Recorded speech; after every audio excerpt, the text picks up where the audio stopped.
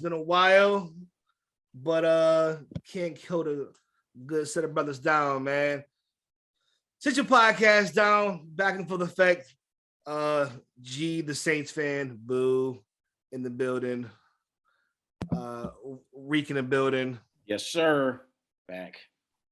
So it's quite fortuitous that we get back and we see some some tantalizing news come across the feed, man. Number one, as we all have referenced previously, we are supposed to be a Knicks podcast.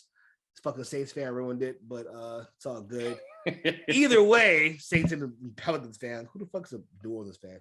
Anyways, can you get to the next stuff, please?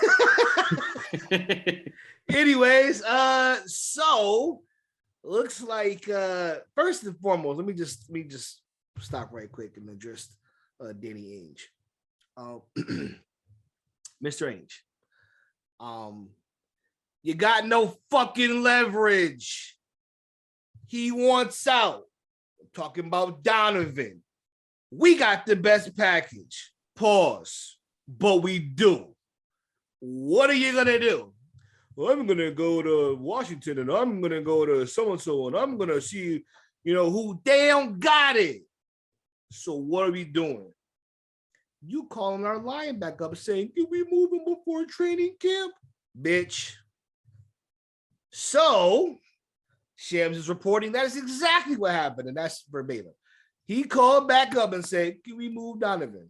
So, only real question I have for you, Reed, honestly, is what's changed? Well, we know what we think has changed. They called our bluff and no one could match it. Yep. Number one. So, what do you think happens now? Do you think they beat training camp deadline? And if so, what's the deal we're giving up for? I think they beat training camp deadline because they got a new coach. It's pretty clear that they're starting over in a rebuild. So I don't think they want this issue of, are we going to trade him? Is he going to be playing? I don't think they want that lingering around coming to training camp with a new coach. So I think they get this deal done before training camp starts. And we have the best package.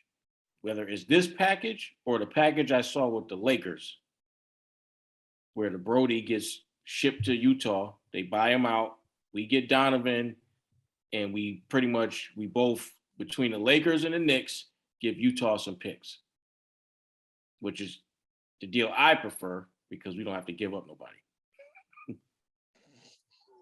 I do like that idea. I think it would be, side note, he is now without flaws. But is there a more disrespected dude in the league than Russell Westbrook? To even conceivably trade him to the place that called him, nigger. Just the guy that works hard. He's an LA guy. He did what he could to make that team good.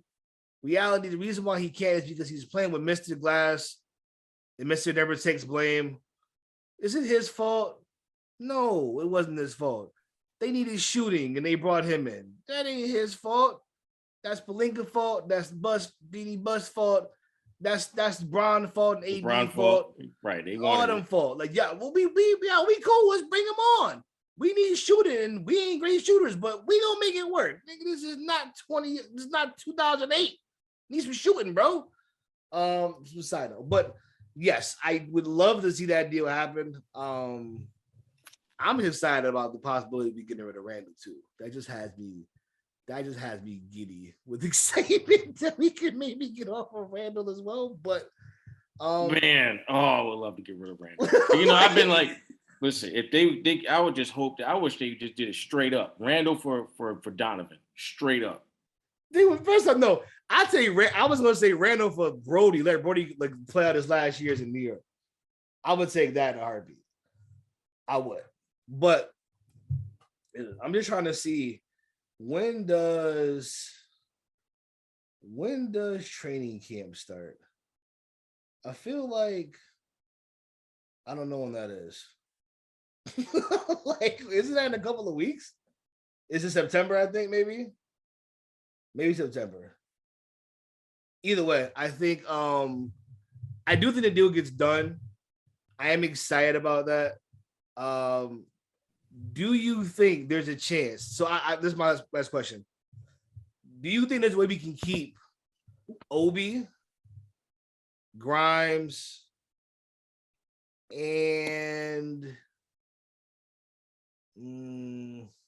Quick? Do you think there's a way we can keep all three of them? Outside of the Westbrook deal? Yeah. No. You're probably not. They're probably going to take at least like two of them. I mean, and I don't mind getting rid of Quickly or Grimes. I'd rather keep Toppin. I think Toppin has to be untouchable. Like, period. Yes. Actually untouchable. I only don't want to get rid of Quick because he's cool with Donovan.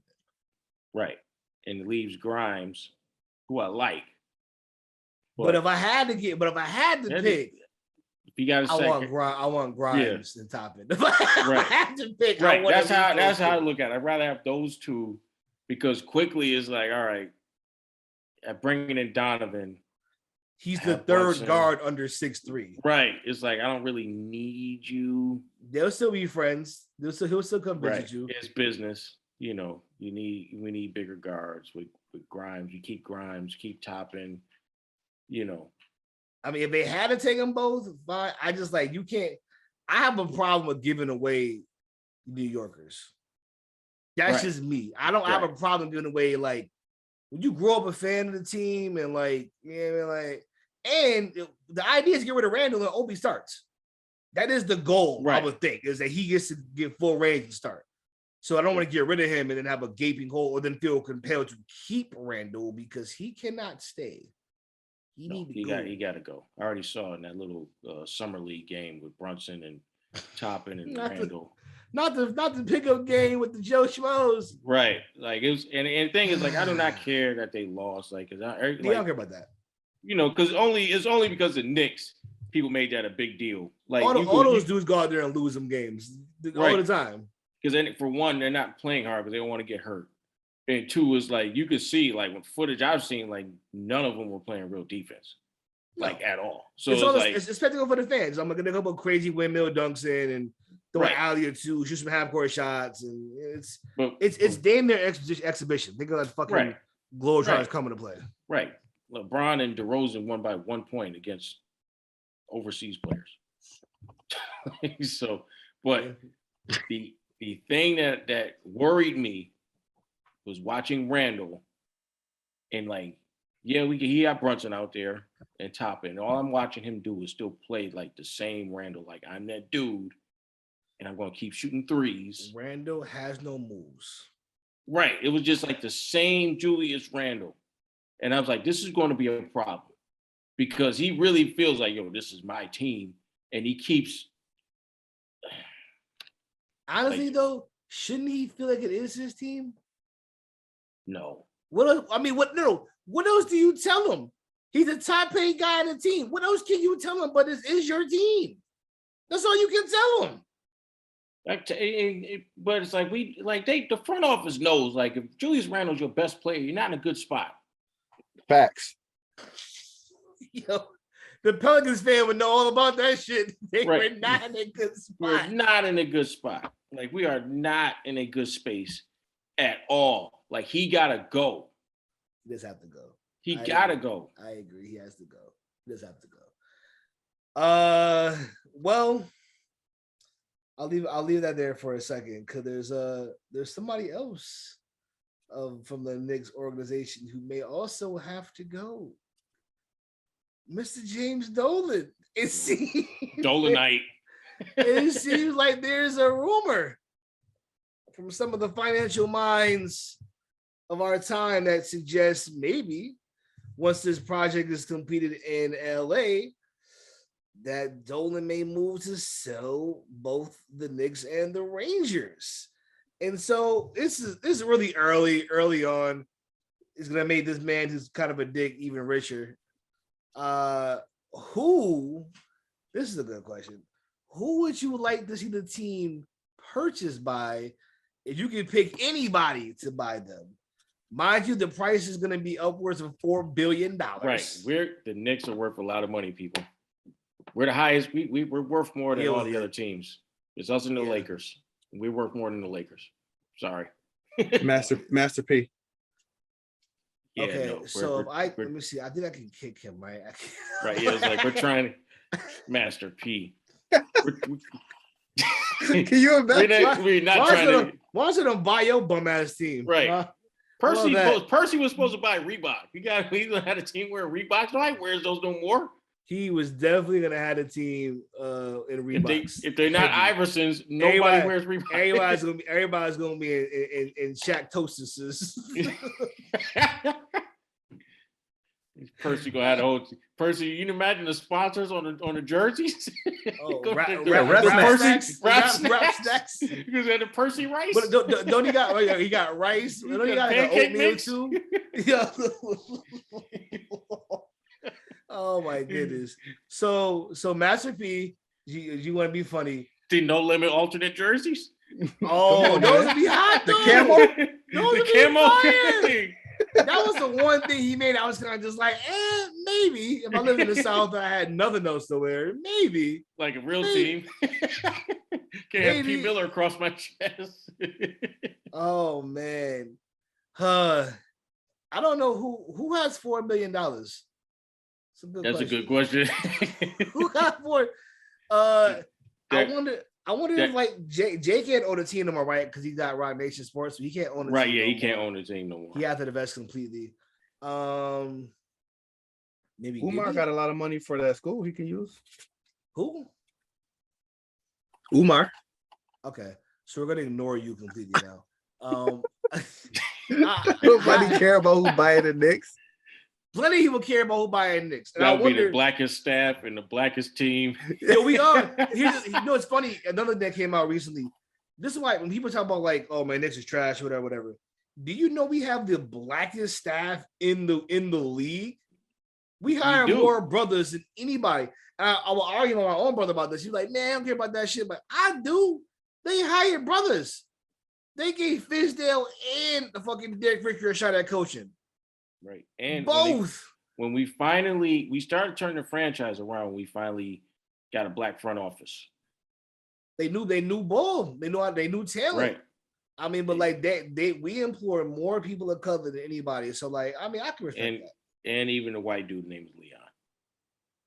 Which is actually funny. How many Leons you know that are white? That's actually a really funny.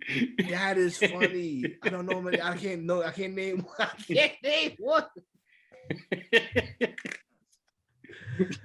I was thinking hard too. I can't. I can't name one. I can't whites name named Leon. One. It's just like you don't know any whites named Marcus. Like it just comes. That's a good one. That is really good. That is a good one for real. All right. Murder Reek on one today. How many white Leon you know? I guess not many. I know one. Shit. We know one works for the Knicks. I might have to bring a Hoodie G to catch up with Murder Reek. You know, Leon Rose might. You know what? Because we are pro-black staff with the Knicks, and if you just looked at his resume and didn't see his face, didn't see him? It definitely Leon Rose sounds like. Is there a blacker name than Leon Rose? It's up there on the blackometer. That shit is that score is very, very high. It's right up there with Draymond Green and like Draymond Green may be the highest. That may be the blackest name in the league. It's like that skit, the Key and Peele, the football name skit. Dude, that'd be wild. The realest ever. I feel bad for the commissioner because he be up there just looking as white as ever, just being like, just that's all right, man. Dontrellio Hughes. Dontrellio. Dontrellio Pierce Jackson. I wonder how he's gonna look when he comes out. Dreads. Dreads, chain, earrings, gold teeth. Maybe you're already a kid, potentially. Maybe right. Probably as a kid. Dude, that'd be killing me because, like, you think about it, like, if you came home, and not to be funny about football players, if you came home with like not even barely a degree and a 2-year-old, Hey, what the hell going on with you? But like, you go into the league, I guess they were like, I'm so proud of you. It's like, funny, like, yeah, yes. dudes be going up, shaking commissioner hand with their 6-year-old son. How old are you, son? 21. 21. Okay. All right. Like, it's like that episode of Fresh Prince where he's hooping against G Money. You get like that 6-year-old son in high school.